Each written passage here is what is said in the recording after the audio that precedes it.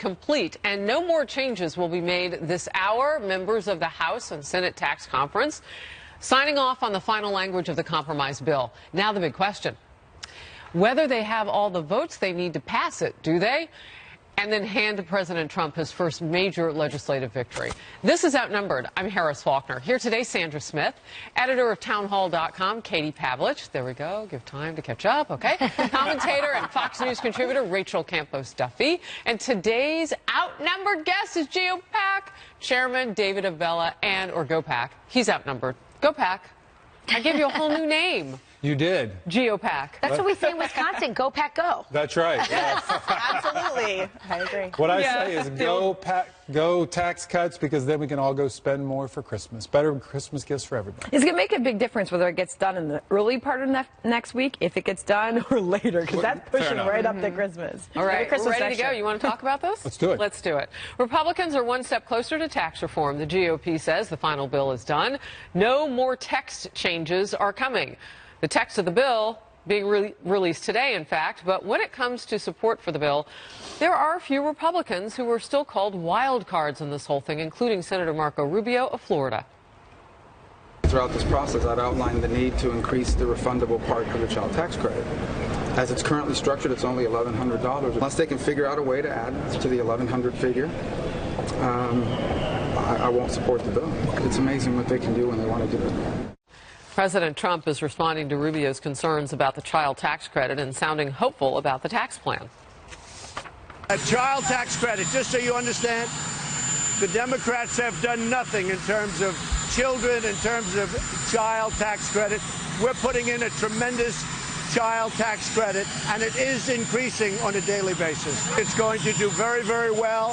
I think that we are going to be in a position to pass something as early as next week, which will be monumental. And that was just about an hour or so before President was going to speak with the FBI Academy. For now, Peter Ducey is live from Capitol Hill. Peter?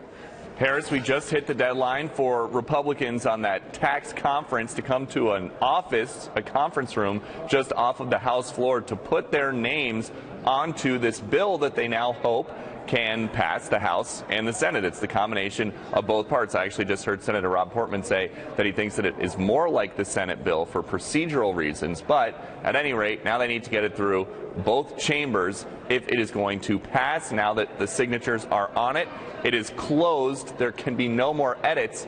But that might be a problem because Senator Marco Rubio is still upset that changes that have been made to the child tax credit aren't enough. Still, he just fired off a trio of tweets that say this, quote, "The working class is always forgotten in D.C. We need to add more tax cuts for working class parents, especially those earning $20,000 to $50,000. Tax deal doubles child tax credit from $1,000 to $2,000, but for millions of working class families, only 55% of the $2,000 is available to them. Can only support bill if percentage of the $2,000 child tax credit available to working class parents is increased to a percentage meaningfully higher than 55%. So the Rubio position for now is a very public no, and his colleagues say that they are not frustrated with him. At least that's what they say when the cameras are rolling. Marco has a passion for being sure that the child tax credit really works for families who are maybe not paying income tax but paying payroll taxes, and that's why he's insistent on the refundability. I respect that. I think he's looking out for the very people we're all trying to help, and so I think in the end the bill will be improved, and I think we'll get the support of our Republican colleagues. And I hope some Democrats will take a look at it. After all, it is tax cuts for middle-class families. It is helping folks who are at the bottom of the economic ladder, as Marco has insisted. And it also makes our businesses and our workers competitive again. Well, we didn't see any Democrats come or go from that conference room where the Republican conferees were signing on to this tax bill that is now final, at least for now. But that doesn't mean the Democrats came away empty-handed. They were able to stop Republicans from repealing the Johnson Amendment. The Johnson Amendment says that churches cannot be politically involved. They cannot get involved with endorsing candidates, things like that, partisan politics. That is no longer going to be repealed. So Democrats say that they are happy about that because they thought it might be a way for Republican Republican backers to pump money into politics without having their name on it. So Democrats are happy about that. Republicans, though, are saying that they think it's just a way that the IRS is limiting free speech. Harris. All right, a great detail there at the end. The overarching point, though, we're still talking about Senator Rubio today, and he obviously is benefiting from some twit longer. Peter Doocy, thank you very much. Let's bring it out now. David, you know, it's interesting because the text was closed at about 10:45 last night. So anything that Rubio or anybody else would be talking about today, I mean, they mean it when they say closed text. So what is this? Is this a political move? He's not really going to let this legislation come down on his no, or do you think he would? Welcome to the legislative process, right? Bills can be changed up until the time that there's an actual vote. Even though they say the code, the text is just closed. a deadline. Oh, that's interesting. More of a guideline Rules than a are just deadline. suggestions. Yes. Just like for the rest of us. It's also apparently. been interesting. Every meeting that I've been to at the White House talking about tax reform, the message has been very clear. The president wants it to help the middle class. He wants it to have companies bring in offshore money back to the U.S. to be able to invest. He wants it to be able to create jobs. This bill does that. And it's essential that Republicans pass this bill. And the second part that is equally important is that Republicans get out there and promote what we've done with this tax bill. Coverage has been completely, it's bad, it only hurts, it only helps the wealthiest. If everything you hear about this bill is a negative, of course you're going to have a negative opinion, and Dems like to point to... I don't think it's the negatives from Dems necessarily that people are honing in on. It's the lack of excitement that we have seen around, even from Republicans on this, David. Why haven't you seen them jubilant? I mean, why aren't they treating this or selling this like it is the absolute best plan? Well, we got to get a final bill, and you make an excellent point. We could be better cheerleaders for what we're doing, because there is a lot of good in this bill. For all of those folks who don't want to have to pay for a health care plan they don't want, the individual mandate will be gone. We're going to repeal that. We're going to give a child tax credit. The bill looks at helping to double the standard deduction. It looks to bring more... Is there wiggle room on the corporate tax rate? Is that going to go up? To be determined. I mean, they want a bill passed. That would help you pay for what Rubio is talking about, and it might even make a dent a little bit more in the SALT deduction if that's being pressed as well behind the scenes. Absolutely. You know, there's also an aspect of this that's not being talked about, and that's the deregulations that the Trump administration are doing. We're looking at maybe $8 billion. Let me give you an example. You'll be able to encourage more innovation for hybrid batteries in cars. We're looking at they've done deregulations where you have it easier for small businesses to get loans. There are a lot of deregulations that are being taken off the books that are going to help everyday Americans, and it's going to save our government lots of money. I mean, you say, you know, why aren't there more cheerleaders? I think the best cheerleader has been the president. I mean, every time he's out there talking about it, he's excited. He's saying, this is a Christmas present for you. Maybe the Republicans could take a page out of that. There's a lot to be excited about. The government is giving. And some have. And listen, tax reform is hard. That's why it hasn't been done in 30 years. We're on the precipice of doing this. And I think there's, you know, the whole idea is we're going to give individuals, families, and businesses more of their money back because they're better at spending it than the federal government. That's good news. And by the way, I support, not just because I have 8 kids, I do support what Marco Rubio is doing. You know, President Trump rode into the White House as a champion of the working class. This is something that helps low-income people who have been battered, middle-class people, low-income people who have been battered over the Obama years. To get that done? That was the question that Sandra had asked. Maybe, but I think that, you know, when you're a we have to pay for it. We have to pay for it. But listen, also the economy is very dynamic. And, you know, I think... They're not going to pump this up above the place where it is now at $1 trillion. I will just say there are working class and poor families all over the country that are investing in future taxpayers, i.e. their children, and I think that they deserve a break. Speaking of Marco Rubio, who is working with Mike Lee to get this child he's not the only one doing this. Right. Con Carroll, who's a spokesman for Mike Lee's office, says we have not seen the final text, but I think it's fair to say that working families will get more tax relief in the final bill. So it looks like they got what they wanted. How they're going to pay for it is going to be another question, and that brings up the big issue that wasn't discussed in tax reform, and that is spending cuts. And my concern going into next year, this I hope will pass. It'll be great for American families. Everyone will get to keep, mostly everyone will get to keep more of their own money and spend that and put that into the economy or save for their kids' future.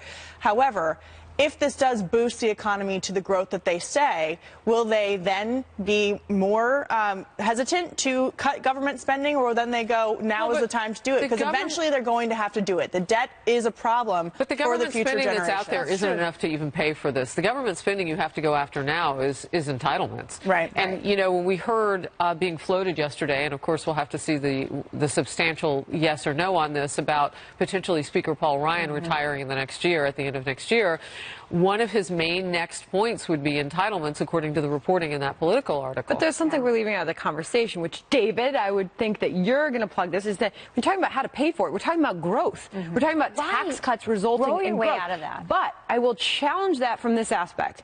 Right now, the forecast is that this is going to lead to 3% growth. To me, you've got Republicans in control, and you're going to pass tax reform that, to me, we're only going for 3% growth. Like, I don't understand why this isn't tax reform that's going to lead to 3+%, 4+. Yeah. The president had mentioned numbers like 5%, 6% growth. Why are we settling for 3% growth? Well, you take what you can get, and this is what Republicans can pass in the current dynamics. But you make an excellent point, and Harris makes an excellent point. It's not just a tax cut, and it's not just growth, all very important. It is also being very serious about spending cuts. The White House has been very clear. They're going to do a big push on welfare reform next year, which will continue to help with spending. As Harris also mentioned, Speaker Ryan has talked about Social Security and Medicare reforms that will make them stronger, but also make them more financially viable for the government to be able to pay for it decades down the road. I'll tell you what, the stock market likes it. This market we're looking at another record today. It just keeps going. It's unbelievable. Remember early on the talk of, no, we're going to lower the amount in your 401k that you can put in that's that was tax-exempt ridiculous. money? Yeah. Can you imagine how much money people are making in their 401ks now, and how much of that argument that went around, how important it was to have that argument and to get that off the table, and the president weighed in on that. Yep, absolutely. So let's move on. Democrats want to know why anti-Trump texts were released ahead of testimony by Deputy Attorney General Rod Rosenstein, and before the Inspector General investigation is complete. They suggest those text messages were released to help the president. Is that possible? We'll talk about all this, though, because there was a lot going on inside the FBI, too.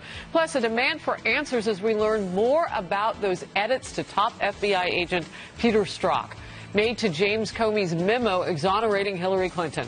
Strzok is the one who sent those anti-Trump texts before he was removed from Mueller's team. Whether it's time for a second special counsel, and did the FBI have a special set of rules, special treatment for Hillary Clinton? We're going to rebuild the FBI. It'll be bigger and better than ever. But it is very sad when you look at those documents, and how they've done that is really, really disgraceful. And you have a lot of very angry people that are seeing it.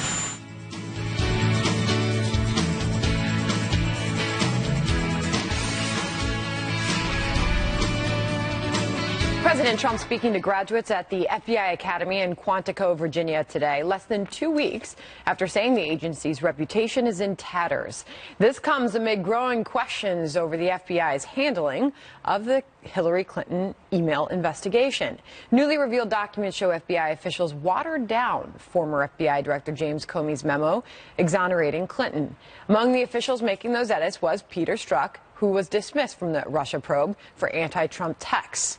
Now, Republican Senator Ron Johnson demanding answers from the FBI about those edits on Clinton's actions, including changing the legally charged, you've heard this one, grossly negligent to extremely careless, and changing language that foreign infiltration of Clinton's emails was reasonably likely instead of saying it was merely possible. Also a new one, a reference to the sheer volume of classified info transmitted on Clinton's server was edited out completely. President Trump, while leaving the White House earlier, slamming the Clinton email probe amid these new revelations. When you look at the Hillary Clinton investigation, it was, I've been saying it for a long time. That was a rigged system, folks. That was a rigged system. When you look at what they did with respect to the Hillary Clinton investigation, it was rigged. And there's never been anything like it in this country that we've ever found before. It's very, very sad. Very, very sad. All right. Well, the president, David, certainly making his thoughts clear there. Absolutely. And what we're really learning is the goon squad that the Obama administration put in were as incompetent at trying to influence an election as they were at running the Justice Department. And it's also why the president's speech today was so important, because there are thousands of men and women who serve at the FBI trying to every day do a good job to bring justice. But it got infiltrated with Obama administration appointees that wanted to use it for their personal and political agendas, unlike any time since J. Edgar Hoover was trying to influence elections and get Harry Truman defeated by Tom Dewey. But when you learn about these edits, the one we knew for a while, and then you learn about these new ones, clearly showing that language was watered down, you wonder if anyone's going to be held accountable. Ron Johnson is calling on getting more info about who changed those edits. Listen. We've seen the politicization of the FBI, so we are losing confidence in these institutions that should be bedrocks of our democracy.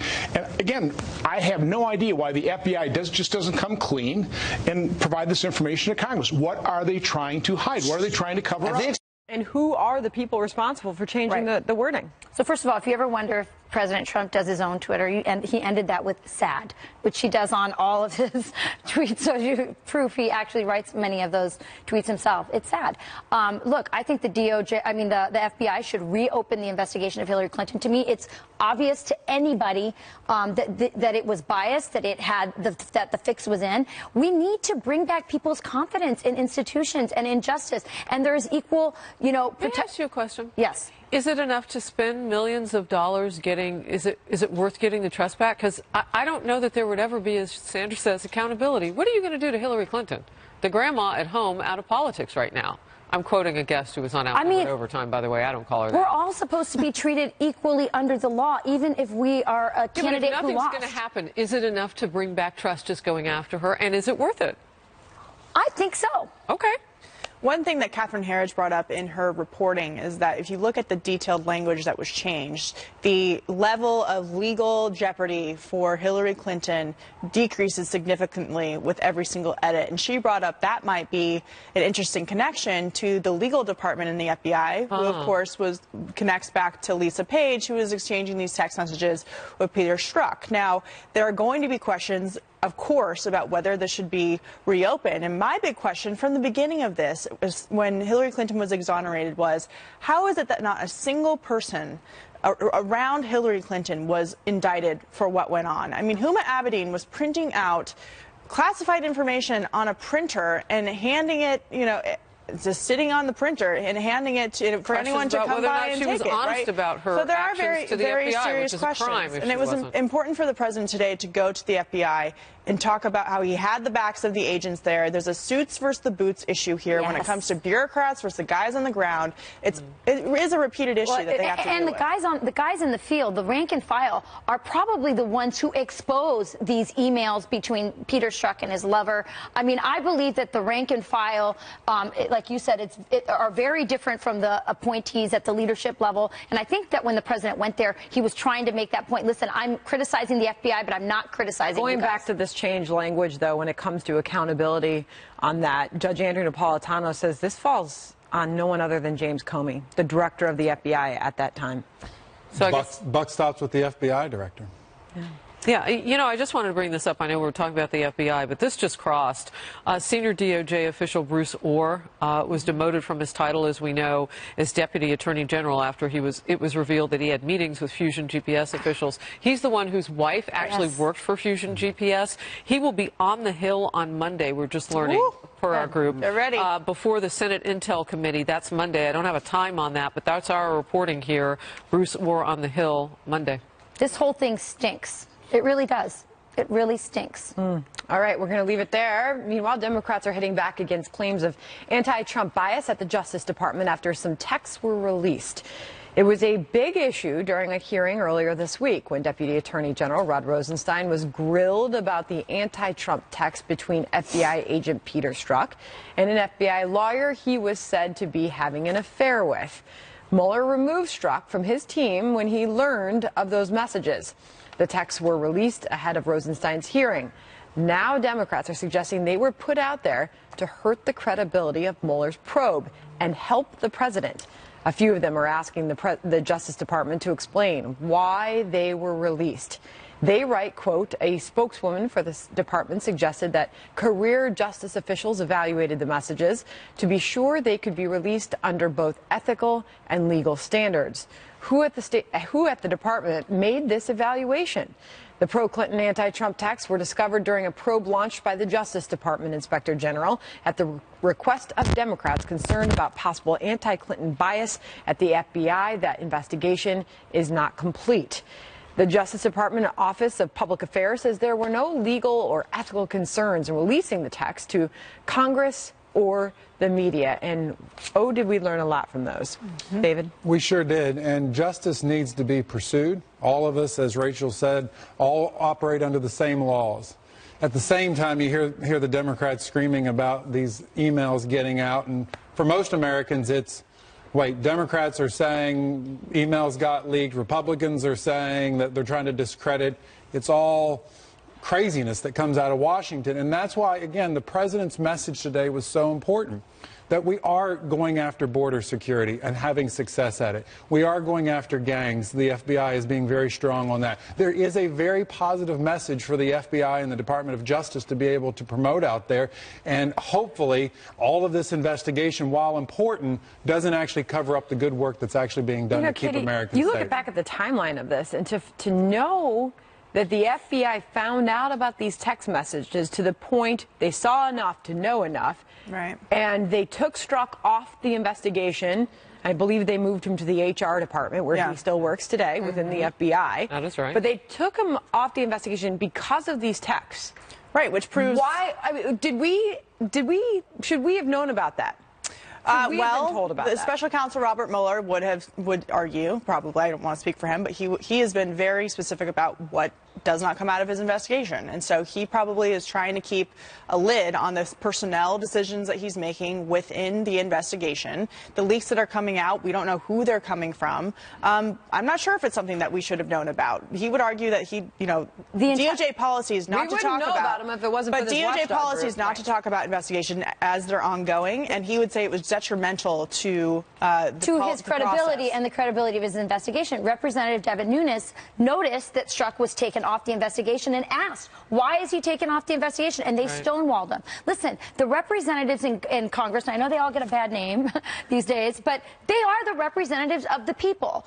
The people deserve to know. If their representatives say, we want to know why this guy was taken off, they deserve to know. And they have been, like, just as Representative Johnson said in that clip you showed, what do you have to hide? If it's so on the up and up, why are you hiding this stuff from the people, from the people who represent the people? They knew something at the time that we didn't know, and that there were two things they knew. That they knew that it was between two agents, and that's problematic. And they figured because of the relationship that was outside the marriage of one of those agents, that there might have been a lot of material between the two of them. These were not just a couple of coworkers going back and forth. They were texting thousands of messages. So that's a lot of information to put into the public. That's what I'm saying they knew, but now we know it anyway. Well, we're going to know a lot more because Judicial Watch just issued a lawsuit yesterday to sue for these records, and they are very good at getting what they ask for when it comes to suing the department. Don't we need to know if there were more like them inside the agency? That's exactly the case. And here's the deal. Mueller's relationship with Comey, which you said the buck stops at Comey, Mueller's relationship with Comey already put him at a disadvantage because I've never seen an investigator who's best friends with the guy who's at the center of all of these things. I think that's disputed, though. But he has an obligation. He had an obligation to make the investigators that he hired to be part of this group to be as unbiased as possible. He has done a terrible job. He has tainted his own investigation. If there's a lack of credibility in that investigation, it's his fault. But to his credit, I do know from people who were asked to submit resumes who are conservative and Republican-leaning, they were asked to apply to the special counsel. Now, whether they were interviewed or rejected. Everybody has a bias. Right. Everyone has a bias. Are you going to demonstrate it in the way you do? The issue was it used to get the dossier? We've been through this, the FISA warrant, all of that, to spy on the Trump administration during the, or not the administration, the transition team going into the White House. That is the main question. New questions on Capitol Hill about all those sexual harassment allegations after it's revealed that a little-known House agency is reportedly helping lawmakers settle or, critics say, cover up those claims, all courtesy of the taxpayer. We will talk about that.